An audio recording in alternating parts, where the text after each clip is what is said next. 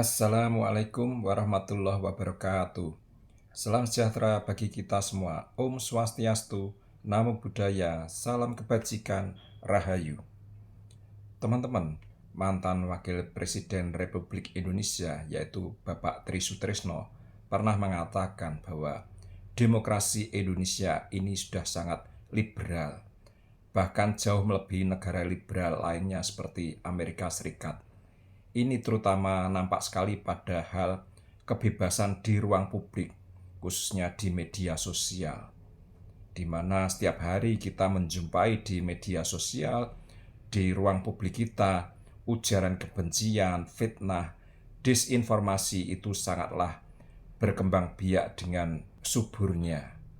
Ini sangat memprihatinkan sekali. Salah satu contoh teraktual dari kebebasan yang sangat liberal atau kebebasan yang seolah tanpa batas itu tercermin dalam perkara tuduhan ijazah palsu yang menimpa kepada mantan Presiden RI ke-7 Insinyur Haji Joko Widodo, di mana para pelakunya dan juga para pendukungnya itu nyaris setiap hari mereka melontarkan aneka fitnahan, ujaran kebencian dan juga melakukan kebohongan atau disinformasi di ruang publik. Ini semestinya tidak boleh terjadi kepada negara yang selama ini mengaku memiliki dasar Pancasila. Lebih ironisnya lagi, justru berbagai anomali dalam praktek demokrasi di negeri ini itu didorong atau dipelopori oleh para intelektual, para sarjana, dan juga orang-orang yang bergelar akademik berderet-deret. Ini sungguh sangat ironis sekali.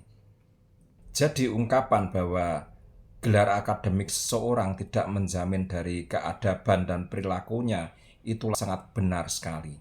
Salah satu segi dari demokrasi adalah keterbukaan, di mana keterbukaan ini juga mengalami hal yang cukup bisa dipandang sebagai anomali, di mana di Indonesia dalam praktek demokrasi, keterbukaan maupun kebebasan ini pun menuntut seluas-luasnya, termasuk dalam perkara tuduhan ijazah palsu pada mantan Presiden RI ke-7 Insinyur Haji Joko Widodo.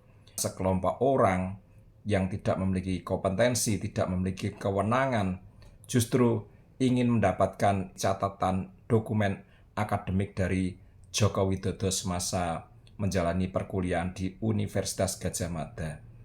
Dan lagi-lagi ironisnya ini justru difasilitasi oleh putusan formil dari lembaga seperti Komisi Informasi Pusat maupun oleh Pengadilan Tata Usaha Negara. Inilah topik yang ingin saya bicarakan dalam video singkat saya kali ini. Namun sebelumnya saya ucapkan selamat datang di channel Penerus Pejuang, sebuah channel untuk mengartikulasikan pemikiran dan sikap yang merdeka, yang dilandasi oleh nilai-nilai demokrasi, keadilan, dan keterbukaan yang bertanggung jawab. Teman-teman, rasanya sudah berulang kali saya bahas ya, bagaimana ada kerancuan dari putusan KIP yang kemudian diperkuat oleh PT UN, hal keterbukaan informasi publik, di mana yang seharusnya kita pahami bahwa dokumen yang bisa menjadi informasi publik itu adalah dokumen sebagai syarat pencalonan seseorang menjadi pejabat. Dalam hal ini adalah Jokowi ketika dia mencalonkan diri sebagai wali kota, gubernur, kemudian sebagai presiden. Tentunya dokumen-dokumen tersebut yang bisa dikategorikan sebagai informasi publik adalah dokumen persyaratan pencalonan. Otomatis itu adalah dokumen yang dulu dikumpulkan Jokowi di KPU di Surakarta, KPU di DKI, kemudian juga KPU Pusat. Namun ini kemudian muncul menjadi anomali ketika sekelompok orang dengan tendensi politik tertentu justru merangsek meminta dokumen perkuliahan Jokowi sewaktu menjadi mahasiswa di Universitas Gadjah Mada, yang tentunya dokumen atau catatan akademik tersebut tidak ada relevansinya dengan persyaratan pencalonan dia sewaktu menjadi pejabat publik. Dokumen-dokumen atau catatan akademik dari Jokowi yang diminta orang-orang tersebut dari UGM itu antara lain adalah KRS, KHS, laporan KKN, berbagai SOP, itu diminta semua. Ini tentunya tidak ada relevansinya, tidak ada korelasinya dengan pencalonan diri Jokowi sewaktu ingin menjadi pejabat di berbagai jenjang. Bahkan majelis di KIP maupun hakim di PT UN tidak menyadari bahwa orang-orang atau kelompok yang meminta dokumen perkuliahan Jokowi di UGM itu adalah orang-orang politik atau setidaknya orang-orang yang memiliki tendensi kuat ke arah politik. Di mana dalam berbagai kesempatan orang-orang tersebut sudah menampakkan gelagat bahwa mereka itu memiliki tendensi dan motivasi politik. Seperti kelompok Bon Jovi, di mana orang-orangnya itu juga mereka menyuarakan tentang pemakzulan Gibran. Kalau dilihat dari sisi personalitasnya, ada dugaan kuat mereka juga merupakan orang-orang politik. Ada yang menjadi ahli dari tim capres tertentu saat bersengketa di Mahkamah Konstitusi. Kemudian ada juga orang-orang yang puluhan tahun membersamai partai politik tertentu dalam hal advokasi dan pendampingan hukum. Ini harusnya para majelis di KIP maupun hakim di PT UN serta di tingkat kasasi nantinya kalau UGM benar-benar sudah mengajukan kasasi, mestinya harus melihat ini bahwa ini pertarungan politik yang dicarikan jalan melalui jalan legal. Ini sangat berbahaya sekali di mana hukum nantinya akan dijadikan sebagai alat politik untuk menjatuhkan lawan, untuk membunuh karakter dari lawan politik mereka.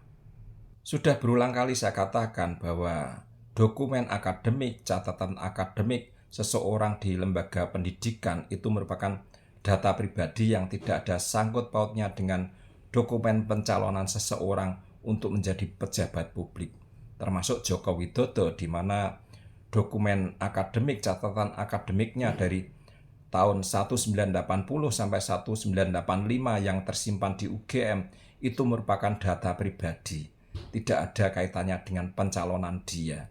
Sewaktu dia mencalonkan diri sebagai pejabat publik, tentunya itu tidak menyangkut semua data dan catatan akademik dia di UGM.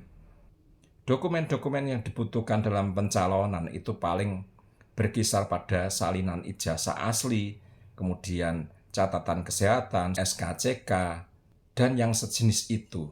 Jadi tidak ada KRS, KHS, laporan KKN, SOP perkuliahan itu dipakai sebagai syarat pencalonan seseorang untuk menjadi pejabat publik. Jadi bisa saya katakan sekali lagi bahwa posisi UGM untuk mempertahankan dirinya untuk tidak memberikan data akademik, catatan akademik Jokowi sewaktu menjadi mahasiswa di UGM kepada pihak-pihak tertentu itu sudah benar. Bahkan ketika kemarin UGM melakukan banding ke PT UN itu adalah sebuah keharusan. Dan ketika hakim di PT UN memutuskan bahwa data yang diminta oleh kelompok Bon Jovi harus diserahkan oleh UGM atau putusan dari PT UN itu memperkuat putusan KIP, maka UGM memang sudah seharusnya melawan melalui kasasi di MA. Sikap dan posisi UGM itu sudah benar, karena itu juga terjadi secara umum di dunia ini, di mana data akademik, catatan akademik seseorang itu tidak boleh dibuka untuk orang lain. Jangankan data akademik atau catatan akademik diberikan pada orang atau kelompok yang tidak jelas, diberikan kepada wartawan atau peneliti, bahkan kepada orang tuanya, itu pun tidak boleh. Harus ada seizin secara tertulis dari orang yang memiliki data akademik atau catatan akademik tersebut. Seorang Denny Indrayana yang akhir-akhir ini getol ingin mengungkit tentang studi Gibran baik di Singapura maupun di Australia, itu pun mengalami kesulitan ketika dia meminta data akademik atau catatan akademik dari sekolah Gibran di Singapura maupun di Australia. Di mana dalam video terbarunya Denny Indrayana mengungkapkan bahwa permintaan dia terhadap catatan akademik Gibran di Orchid Park Secondary School di Singapura itu tidak pernah diberikan oleh mereka. Dan juga di UTS Insert pun sudah menolak permintaan dari Denny Indrayana akan catatan akademik milik Gibran. Mereka memberikan jawaban bahwa harus ada seizin dari Gibran selaku pemilik data akademik dan catatan akademik. Ini seharusnya dimengerti oleh para majelis di KIP, hakim di PT UN, dan juga nantinya para hakim agung di tingkat kasasi. Baiklah, untuk membuktikan apa yang saya omongkan tadi akan saya putarkan video dari Denny Indrayana yang terbaru. Teman-teman, izinkan saya juga menyampaikan bahwa saya telah mengambil langkah-langkah yang lebih dalam untuk mencari tahu di mana dan bagaimana keberadaan dokumen yang terkait dengan sekolah SMA atau sederajat Mas Gibran. Saya berkirim email ke Orchid Park, Singapura. Email itu pada dasarnya menanyakan bagaimana program, apa yang diikuti, dan apa yang bisa di-share oleh Orchid Park, Singapura. Sampai detik ini, email itu belum berbalas. Saya juga Kasihan. telah mengirim email beberapa kali kepada UTS, termasuk juga UTS College, yang sebelumnya bernama UTS Inserts, tempat di mana kabarnya Mas Gibran pernah sekolah dari tahun 2004 hingga 2007. Email saya 2 kali dijawab. Keduanya pada dasarnya mengatakan belum bisa men-share informasi yang saya minta karena terkait dengan kerahasiaan data pribadi. Terkait dengan hal itu, saya mempertimbangkan untuk melakukan langkah-langkah advokasi publik sebagaimana di Indonesia, meminta keterbukaan informasi melalui jalur-jalur yang nanti akan saya jelaskan. Kebetulan saya memiliki izin praktek sebagai lawyer di Australia selain Indonesia, sehingga saya akan mengambil langkah-langkah hukum yang tepat, akurat, dan terukur agar informasi terkait dengan sekolah Mas Gibran di UTS Insearch bisa kita akses.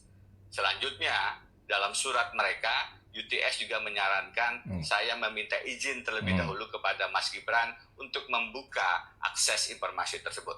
UTS juga menyarankan saya meminta izin terlebih dahulu kepada Mas Gibran untuk membuka akses informasi tersebut.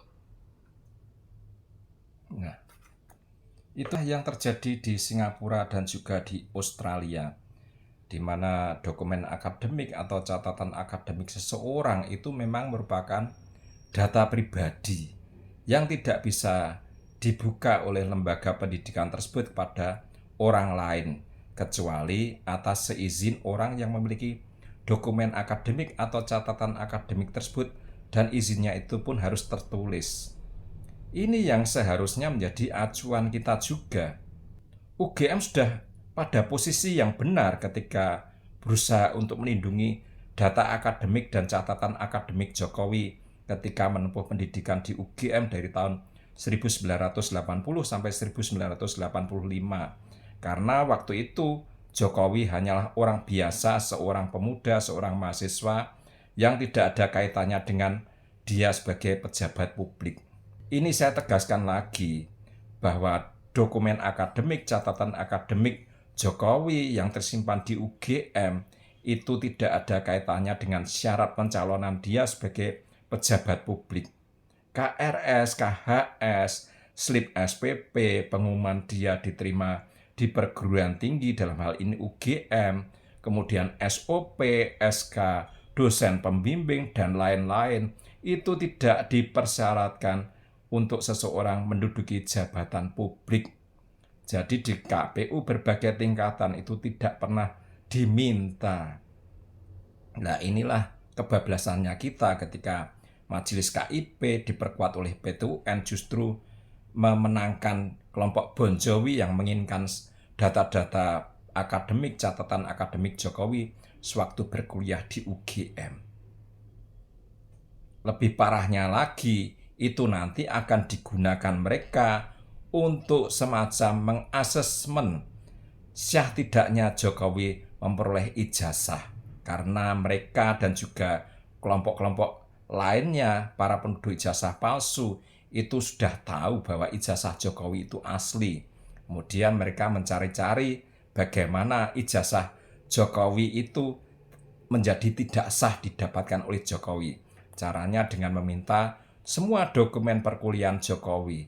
Nanti kalau ada kekurangan atau misalkan kejanggalan menurut asumsi mereka, itu akan digunakan untuk judgement bahwa Jokowi tidak sah perolehan ijazahnya. Itu yang bisa kita tebak dari sekarang ini.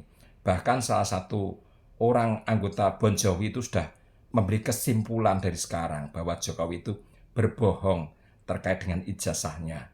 Kapan-kapan akan saya putarkan videonya. Artinya mereka memang sudah memberi kesimpulan atau membuat kesimpulan di depan sebagaimana Roy dan Tifa bahwa ijazah Jokowi itu palsu, atau sekarang ini akan dimodifikasi mereka bahwa perolehan ijazah Jokowi itu tidak sah.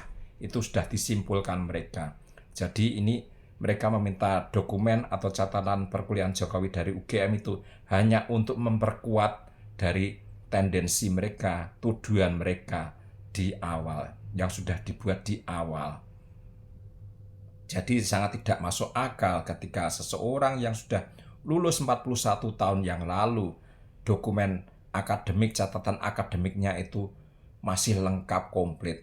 Itu sangat mustahil, dan ini nantinya yang akan dimainkan oleh kelompok-kelompok macam Bon Jovi tersebut. Mungkin sampai di sini dulu video saya kali ini. Mudah-mudahan ini memberikan pemahaman bagi kita semua agar kita tidak terjatuh pada demokrasi yang kebablasan, keterbukaan yang tanpa batas. Mohon maaf bila ada kata-kata yang salah, tetap semangat dan salam merdeka.